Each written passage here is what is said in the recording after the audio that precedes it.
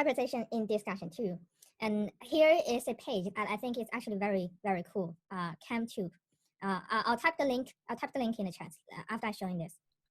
So if you go to the ChemTube, if you go to the atomic orbitals, there are a bunch of them. I'll just show some of, because later when we go to the discussion menu, it's 2D. You won't be able to see how it looks. So you can see this is 1s orbitals. The reason I want to show you guys this one, not only because you can go like this. Well, let's go to the P orbitals. So it's actually better. Okay. So this is the P orbitals. We thought that it looks a little bit different from what you have been seeing on discussion menu, which look like this. The reason that we have this kind of models is this is how people actually detect the shape of the orbitals. You're going to ask why people doing that. Is because the orbital is not solid all the time, and you can see those spots. It's like people are going to detect. People are going to try to see where does those electron is going to show up in a certain period of time, and they spot their position. Finally, they figure out, okay, in a period of time, my electron is more likely, the P electron is more likely to show in those blue and red shaded area. Then we draw the orbitals out. So orbitals are not solid, because on your discussion menu, this is the triple bond that we were also going to talk about. In her lecture, she talked about 2p orbitals in ethane, which is the triple bond, are perpendicular to each other. And this color image is more likely that what you're going to see on your discussion menu or your textbook. Let's see how it works with our 3D model. So triple bond is here already. Let's clean up everything. And if we put the s orbital of the hydrogen, okay, there is. Okay, if we put, never mind. Okay, if we put the s orbital of the hydrogen on, it will look like this. That's the hydrogen 1s orbital. And then if we add the sp, which is the sigma bond, okay, that's the bond. And then this is the first pair of pi bond, which consists of 2p orbitals. This is one group of pi bond. This is another group of pi bond. So let me, okay, so these two groups of pi bond are perpendicular to each other. But so far, we are still showing the pi bond in the view of p orbitals. It should, if it's forming a pi bond, it should occupy the space that is showing in purple and yellow here. Okay, so if it's not forming bond, it just looks like the p orbitals. If it's after the bond is formation, it looks like the kidney shape. So that's why on the textbook you're going to see something like, let me show the pi. Yeah, okay. On textbook, okay, so that's why on textbook you're going to see something like this. This is the triple bond. It's the two pi bonds are perpendicular to each other. Okay, so that's very cool. So that's one of the websites. I'm going to type this one in chat. Okay, another one that I do want to show you, which is also very useful, is I'm also typing the chat, the link in the video. It's one of the video on YouTube, and we're only going to watch 50 seconds of it. This is the electron configuration of carbon, which has 2s orbitals and 2p orbitals, and we have just seen the 3D model of both of them. Now the problem becomes in hybridizations. In a series lecture, she talked about why this would she talked about how this would hybridize, but she actually didn't plan why is sp3. So how does the third p orbital, there's an electron on p orbital, so that would be p3, right? How does the third orbital, the third electron coming from? So this video actually describes a little bit. We're only going to watch 50 seconds of it. Examining the shapes of the atomic orbitals for carbon. The 2s atomic orbital is a sphere, and the 3 2p atomic orbitals are shaped like dumbbells, oriented along the three axes, 2px, 2py, and 2pz. Think of these 4 atomic orbitals as three-dimensional shapes, where you are most likely to find an electron. So pay attention to, they only put 2s orbital, 2px, 2py. So far, it's still empty on 2pz. So far, it's still empty. 80% of the time. Notice that the electrons have access to both lobes for the 2p orbitals.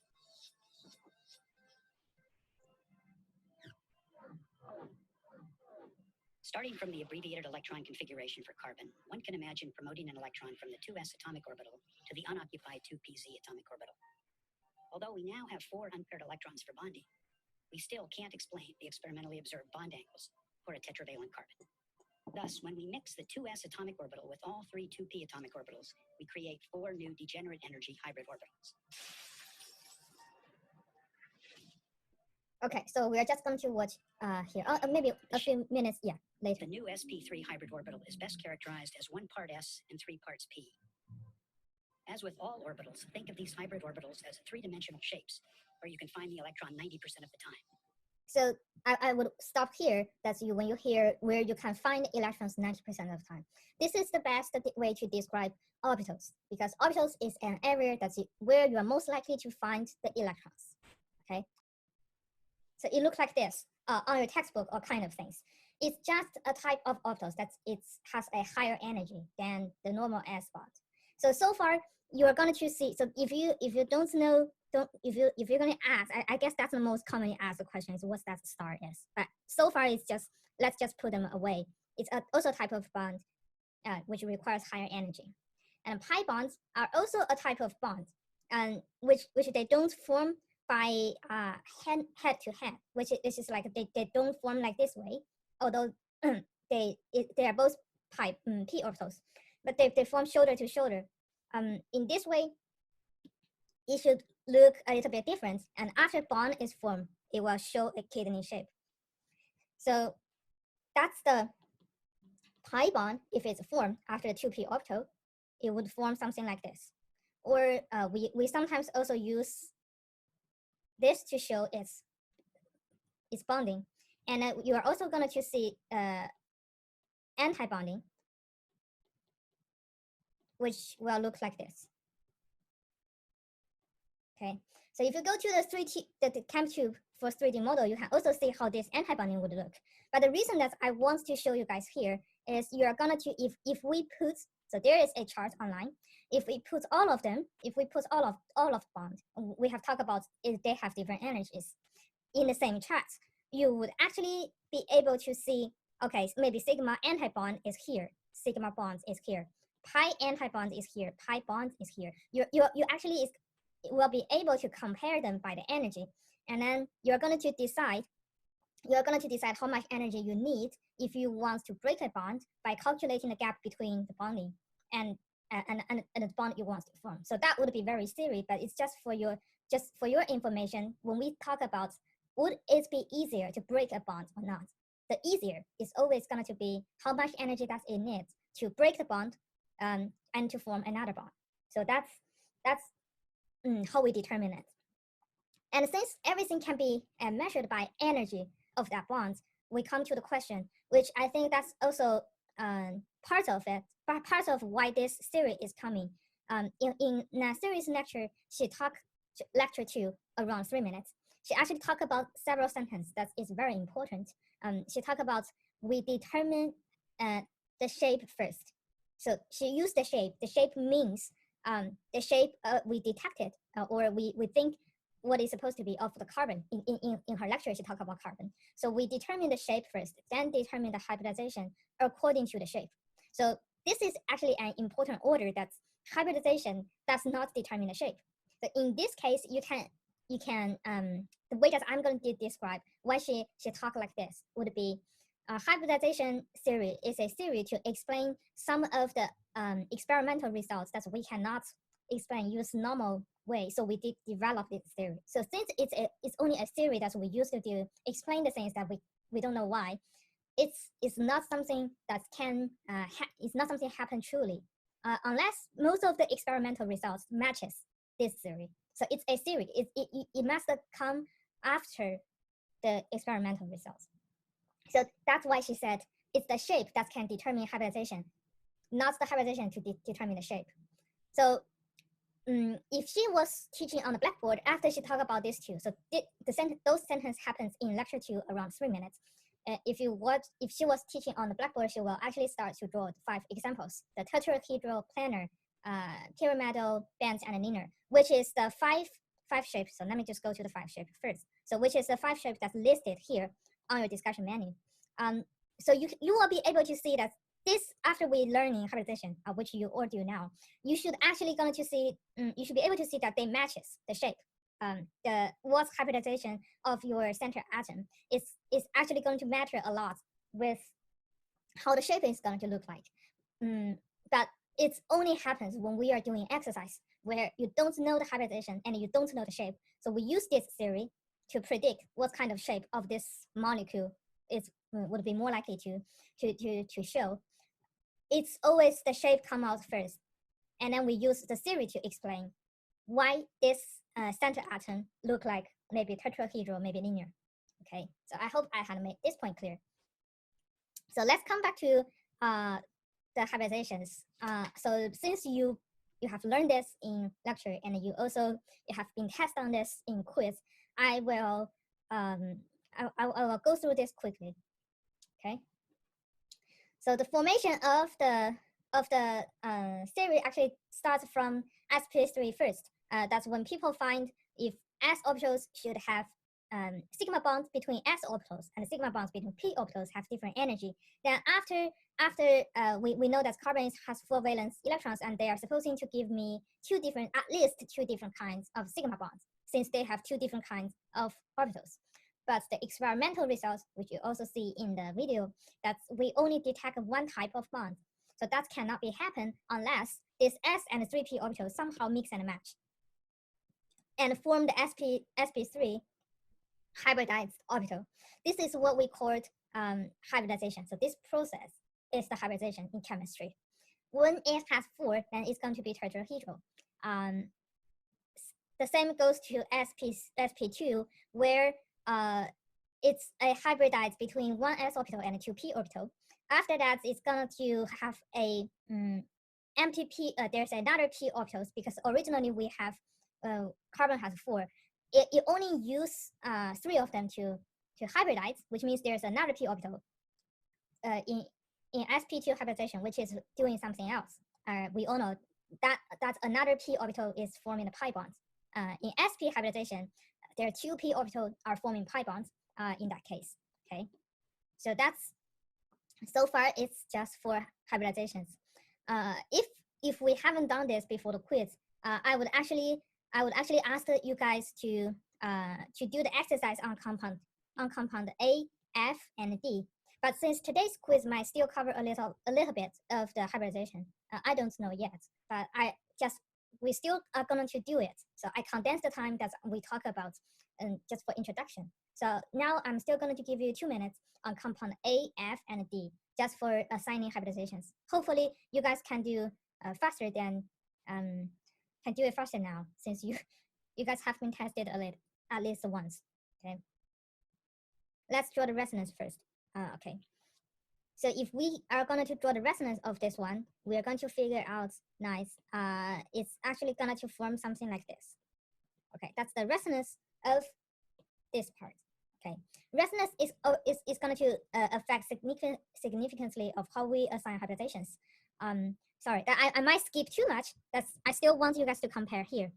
In the method that the discussion menu told you to assigning hybridizations, it says each lone pair and bonded atom counts as 1 electron group, and you use the electron groups, the number of electron groups, to determine what hybridization of this one is. There is a comment that I'm making here. You guys do need to pay attention to this. Lone pairs electrons that doesn't involve in resonance can be counted, which means if I have a pair of electrons, lone pair electron, that this lone pair electron is actually involved in resonance, you do not count this one in. And this happens to our compound A. Okay, this happened to our compound A. So if we have, here, if we don't count, so previously, if we don't count this pair of, this pair of green lone pair is involved in resonance. So now we are all able to see that, right? So this pair of green lone pair, that's too much. This pair of green lone pair cannot be counted when we want to assign nitrogen. Okay, so let's just count for nitrogen. What's the nitrogen hybridization in this case? It says lone pairs that doesn't involve in resonance, and each bonded atom counts as 1. So what's that? It bonded with carbon, so 1. It bonded with 2 hydrogen, so 2 hydrogen. That's 3 already, right? And then any lone pairs. This one do have a lone pair, which is the green, But unfortunately, we talk about if this lone pair is involved in hybridization, it doesn't count.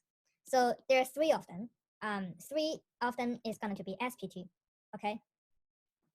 So similarly to the rest of them, you can do it. By counting them. So let me just. Oh, and also Nasiri in Nasiri's announcement, I think that's last Friday, she talked about the question about hybridization of oxygen. You can read that. In theory, we still can assign oxygen and hybridization, but actually it's not hybridized. That's become to our problem. Are you talking about the theory or the experimental results? In lecture, she talked about oxygen doesn't hybridize. That's the fact. But in a theory, you can always expect them to hybridize. And then that's why discussion menu still show oxygen here. Actually, it's going to be sp2. So that's it. Compound A, compound D, and compound F. So let's go to compound D first.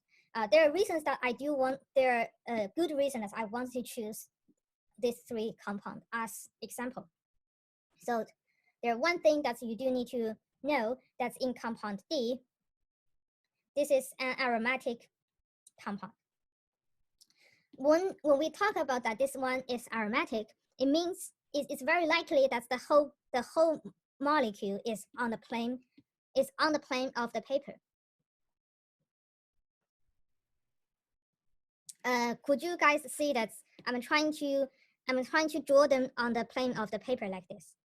Okay, I have already tried my best. OH.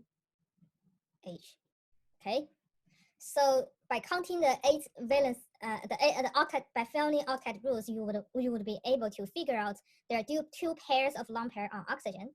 Okay, but in this case, you actually need to pay attention to the rest and how the whole configuration is going to affect how we assign hybridizations. The reason that I do want to talk about because this carbon are sp2, which you can tell easily. I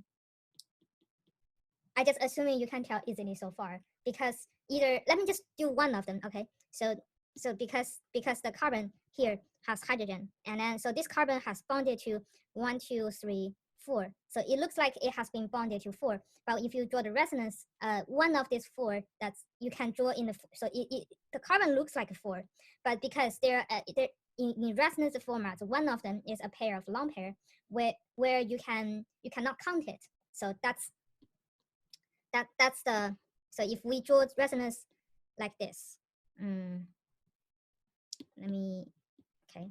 So I'll go through this part quickly. So you are going to see a resonance format of this. So oxygen only has 1 pair of lone pairs, okay? And the rest of them are the same. So when you are counting that way, this pair of lone pair cannot be counted. So it's actually going to be 3 electron groups. So this becomes sp2. The same goes to rest of the carbon. So carbon are sp2 in benzene. And then since it's sp2, we know there is another p electron which is doing something else. In this case, it's very obvious that it's forming pi bonds. So p orbitals are forming pi bonds, and due to the configuration that's is on the plane of the paper, or the other way, because all of the p orbitals are perpendicular to the plane of the paper, that this compound is aromatic, which is a concept that you're going to learn in 118b. The orbitals. P orbitals, the pi bonds can form between, now it's forming between, I'll change the color. Currently, the pi bond is formed between this group of p orbital, this group of p orbital, and this group of p orbital, correct? But they are just p orbitals. They can also form between this pair, and this pair. So that's in the first discussion we talk about the resonance in benzene ring. They are just p orbitals. It's just a matter of which pi bonds that you want to form. Now the problem becomes because oxygen also has p orbitals, and then oxygen's p orbitals are also in good alignment with the orbitals, the p orbitals on benzene ring. That's going to favor a lot of the resonance that we are showing here. Okay, so the formation of this double bond, is because the p orbitals, because we have 2 pairs of lone pair on oxygen. The p orbitals are in good alignment with the p orbitals on carbon in benzene ring. That they want to form a pi bond between these two. Okay, and then the rest of them are just the electron pushing. So far, when we talk about a lot of this, I just want to stress one is it's not that if we are going to give you a pair of lone pair, that this lone pair has to involve in resonance or not. It's going to depend on how does the p orbitals in this lone pair is going to align with whatever you want to resonance in. So as you can see here, oxygen actually has two pairs of lone pair, but one of them is involved. It might doesn't look very different in this case. So come back to our assigning hybridization. This oxygen is also sp2 because it looks like it's bonding to 4, but one of the lone pair is forming resonance with benzene. So you only have 3, and 3 electron group is sp2. Okay, so the rest of them we have assigned. Rest of carbon are sp2, oxygen are sp2, hydrogen doesn't hybridize. So that's the discussion question D. But if we go to the F, it's also going to be a similar cases where in nitrogen you need to pay attention to. Thus, you're always going to ask yourself a question in assigning hybridization of nitrogen, that does this lone pair content. So a quick review of what we learned last week, that nitrogen is most likely to be, nitrogen is happy. That's the this configuration would make nitrogen happy, where it's bonded to 3 different things and has a pair of lone pair. It seems that in this case, nitrogen has a pair of lone pair, and then it's bonded to 3 different things. If we just count as normal, as the normal way, so what's the configuration of this nitrogen would be? So it's bonded to 1, 2, 3, and then 4. So it looks like it's going to be sp3, but actually not. This is not, because if we draw the configuration of that, okay. So if we draw the configuration of that, here is still the p orbitals that we talk about. So nitrogen also use a so the p orbital, and then it can also form resonance as the way it is. There is apart from that, the p orbitals that nitrogen is used. So this yellow one, maybe I should highlight this one with red. So the p orbital that nitrogen is used is this magenta electron. So nitrogen has already used a magenta electron to form resonance with the rest of them. Well, let me change the color. Well, my green lone pair is still involved in resonance. No, even it's a lone pair, in the configuration of that one, it's in the plane of the paper. It's not in good alignment with the rest of the carbon p orbitals. So this green electron won't be involved in resonance. So when we are counting that, it's the pink one. It's the pink one that's we are no, magenta one that we are not counting. Or you can draw the resonance format that would be even more obvious. So this nitrogen 4 - 1, this one is the magenta one. It's the one that's involved in resonance that doesn't count. It's sp2. Okay. So you will also, if we change the question into this nitrogen, it would look very similar to what we have seen here. But although we didn't draw, you should know there is a hydrogen on this nitrogen. If this is the case, this lone pair should be count, because this pair of lone pair can go nowhere. It's all sp3. The rest of carbon are or sp3. So this nitrogen, this lone pair doesn't resonance. So that is just sp3, normal sp3 as it is. Okay. So I hope I had made this question clear. The rest of them, you guys can still practice on that. And resonance is going to be a very important part of discussion. We would set a lot of questions in exam and quiz on this part. So please go practice with this question, this type of questions. Okay, any questions so far? Okay, I didn't see any questions. Then we will continue to Newman projection. Since I'm trying to squeeze a little bit, I might skip some of the parts. Okay, so I'm going to actually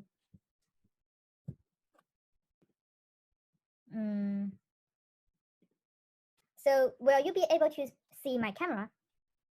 I hope so. So if you are not be able to see my camera, go to just click the my name, click the my name with that. You can set that into the major view. So the reason that we are going to use a model here is I do want you guys to visualize the Newman projection with the model in my hand, and there's some in-class exercise that we need to do it together. All of the question with the green, all of the answer with green, I copied paste from the back of this discussion. It's just for saving the time.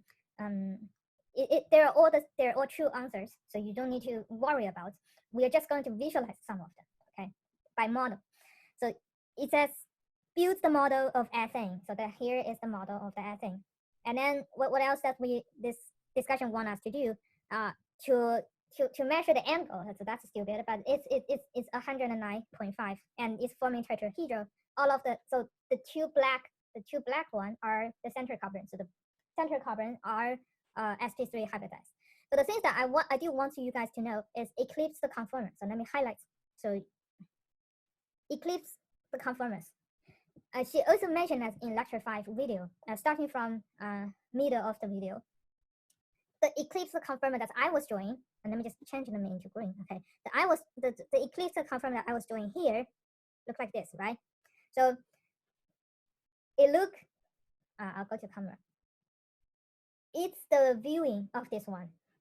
It's the viewing of the model. So although the white hydrogen is not very obvious, just from the yellow and the orange hydrogen, you should be able to see there. If you view from in the front view, they should look like this, very similar to what I have drawn. And it's always, so let me just write. So the green carbon that I'm drawing here, maybe I should change the color. The orange carbon that I'm drawing here is the front one. It's the front one. It's the one here. And the large green circle is the carbon in the back. Okay, now the question is, this Eclipse the conformer. Oh, sorry, there's a question. Okay. Okay, did compound F has a resonance? Yes. Yes, it has. It has the same resonance as the compound D. Exactly. They both are aromatic. Okay, so let's come back to conformers. Why does this one, why this Eclipse conformers are having higher energy than staggered? So what is staggered? Staggered is this one. Staggered is the one that has it's 60 degrees. So the bond angle between it actually is dihedral angle. Okay, this angle is 60 degrees. The same goes to the rest of any other. So if we just view them, it looks like around the 360 degrees. Every 60 degrees there is a bond. It's just a matter is a carbon in the front or is the carbon on the back. So why is this one has a lower energy, or why is the Eclipse conformer unstable, has a higher energy? It's because they are both hydrogen. So far they're both hydrogen. So they're going to have electron repulsion between each two. So far it's still electron repulsion. So just pay attention to what's the reason here. So it's the torsional or eclipsing strain. It's going to be another word if the orange and the yellow is no longer a hydrogen. Okay. So the Newman projection, I meant to use notes if it's a normal discussion. So we are going to skip this part so far when we just go through the concept on discussion. So the next configuration that you do need to learn is gauge here. So that's also listed in a series video. Oh, is there another question? Sorry. Oh, okay, never mind. Okay.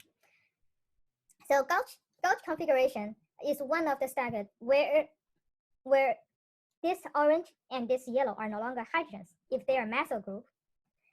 That's going to be it's still going to be more stable than the Eclipse one. Or actually, we're comparing this configuration and the anti-precision, which is the bulky group. Now the orange and yellow are methyl group. Okay. Now orange and yellow are methyl group. Why this configuration would be more stable or having a lower energy than this one?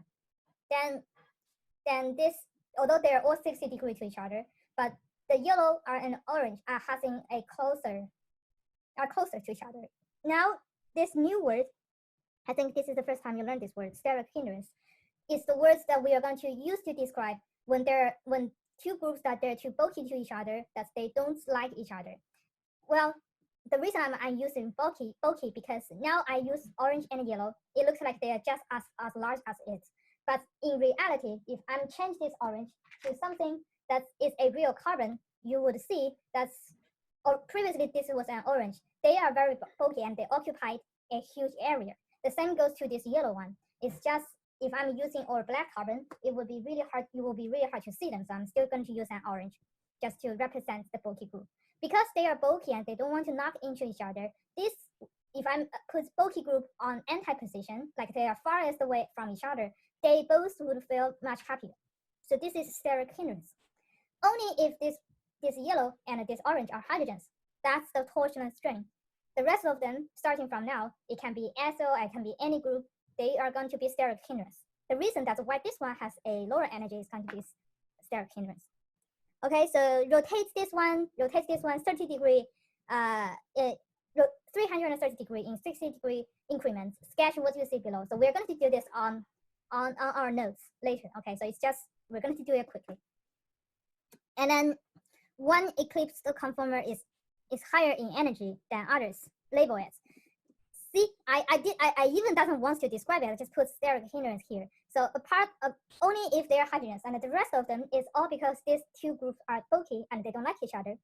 Eclipse, although eclipse are higher energy so far, you should have an impression. So they don't like each other. But when both bulky groups are closest to each other, that would make the compound most uncomfortable.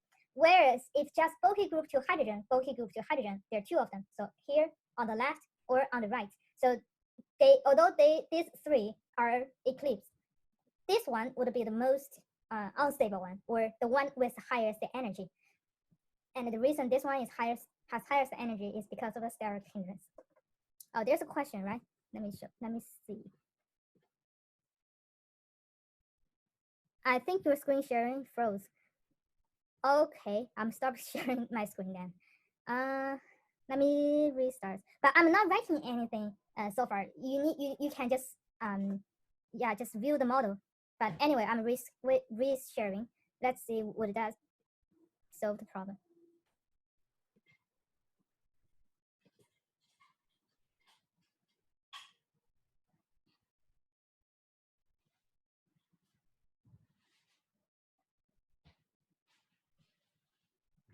Okay, so hope it's better now.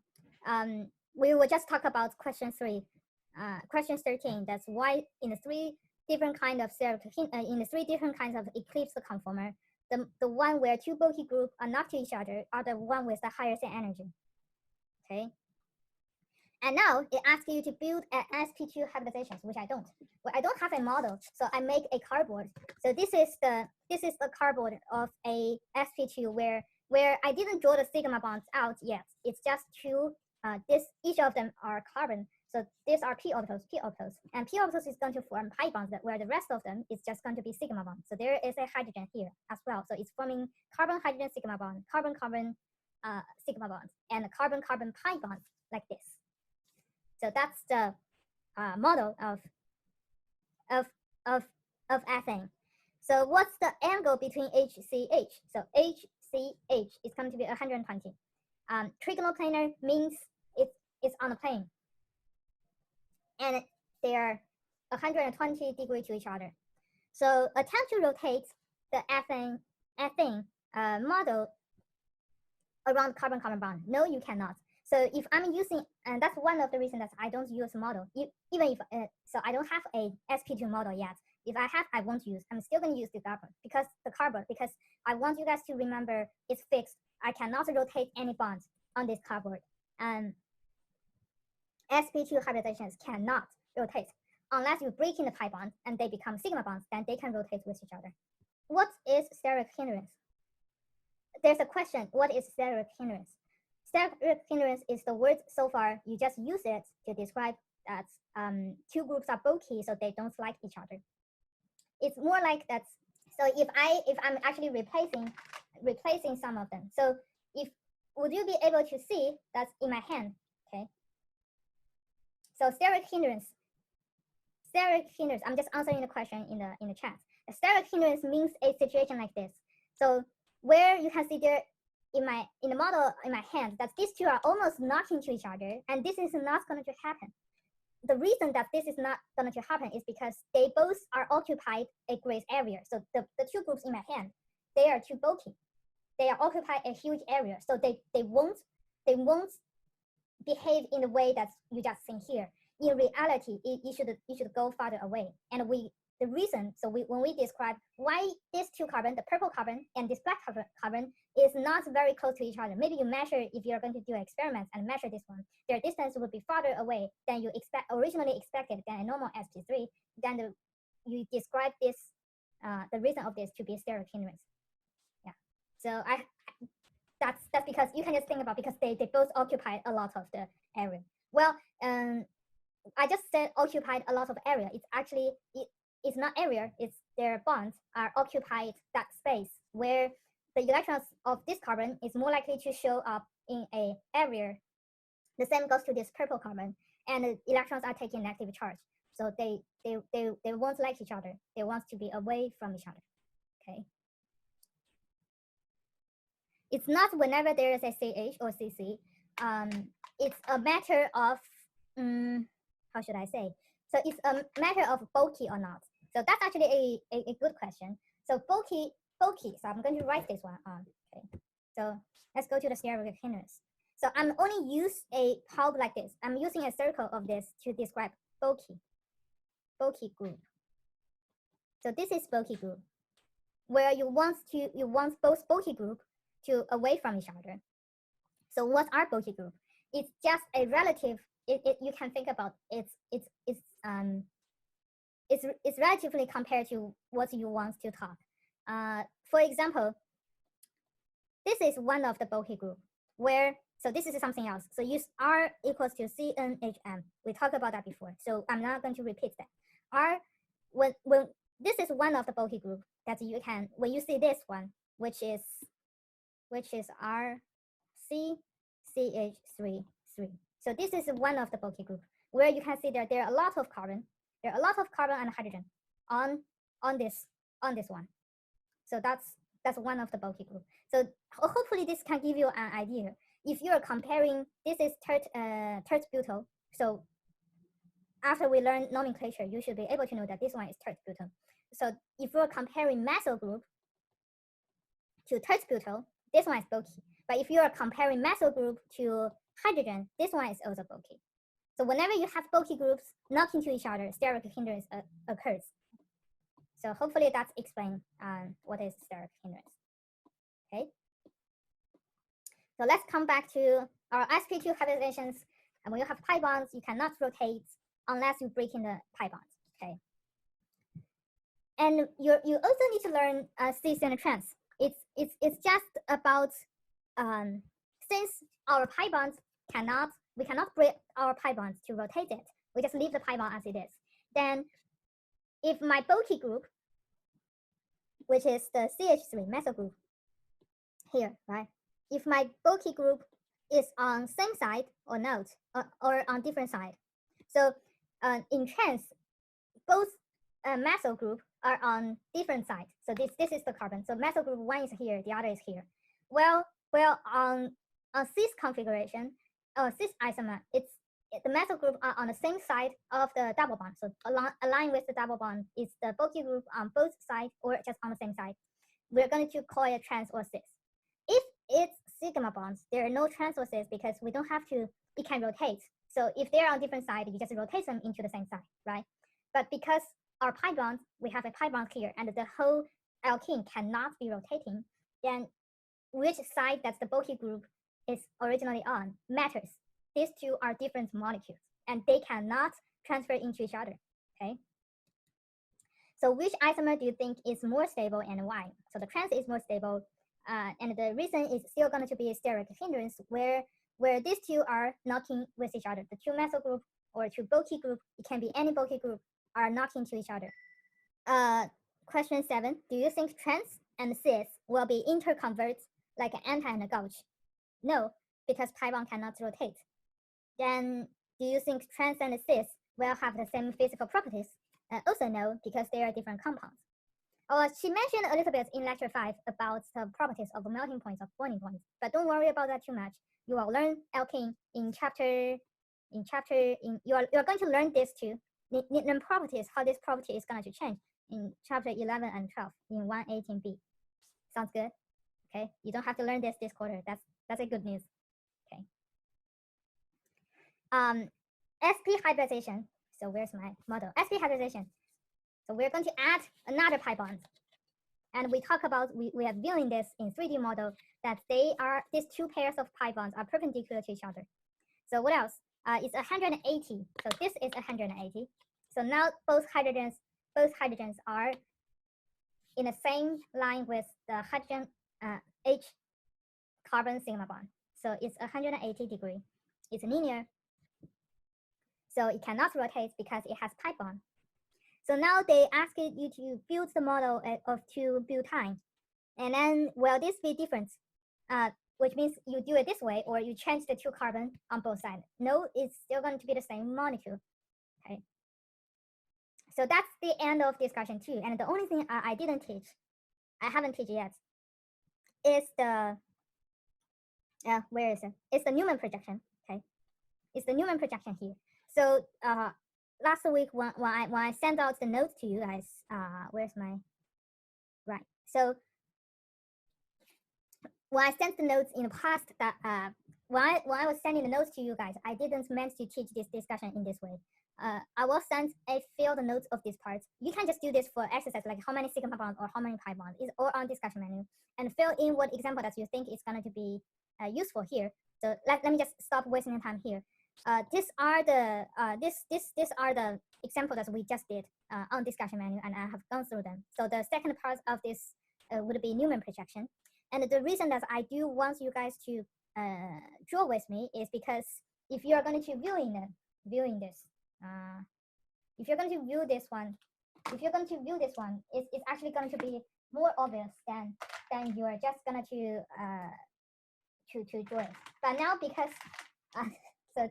because we don't have much time here, and what I meant to do previously, if I'm going to teach with the whole hour of that, I meant to draw with you guys. But now, just to save the time, we just directly go to the answer. I'm sorry for that, but let's just directly go to the answer. And I'm still going to show my model with me, so you guys can view that.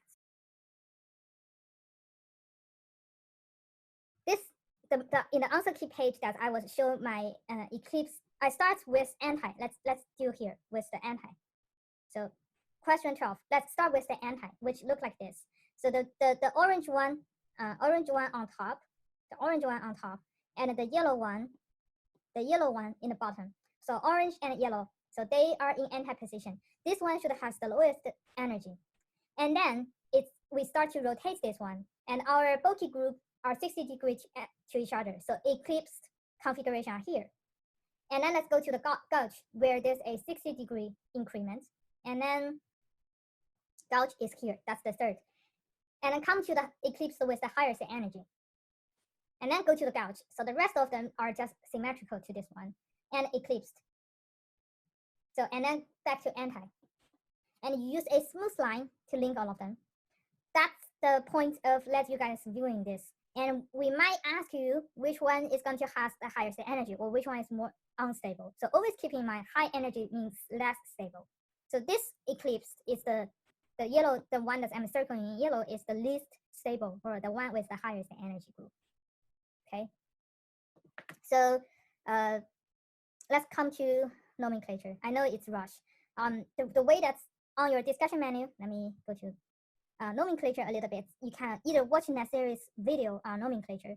It covers most of them, or we will still go through nomenclature next week. That's starting from here, that's applications. Starting from here, that's you can follow the stepwise way of writing a arrow pack name of something else. Like this discussion menu show very detailed stepwise method of that. But instead of using this one, using the nomen way, it's the same that theory is talking about, or it's the discussion method, I'm actually going to teach you another way.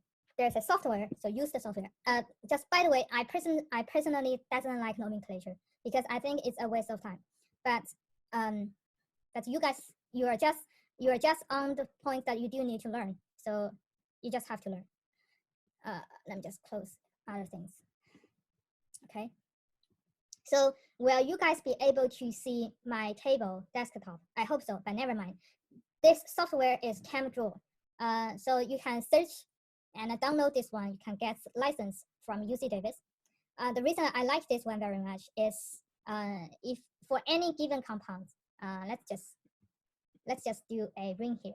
Okay, for any given compound, you can ask them to show you the IUPAC name. Okay, so will you be able to see what I'm doing here? Go to structure, go to convert structure to name. And then there is structure, convert name to structure. It's the same way, okay?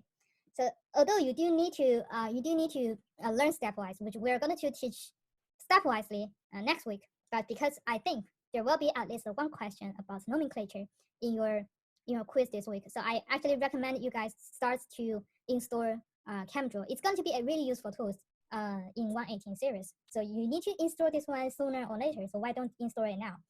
If I'm going to change like the ways, and the name is going to change accordingly. But of course, maybe now it depends on how much that you have watched the video that you might or might not be able to tell that's to know the meaning of this. But this would be always a good tool. So the you should. I'm basically just sharing this one just to let you guys know it's a good tool to use for nomenclature. I personally doesn't do any nomenclature by myself anymore. So that's just it. So hopefully this will be something helpful. And then we are going to also take the attendance, use the delete it.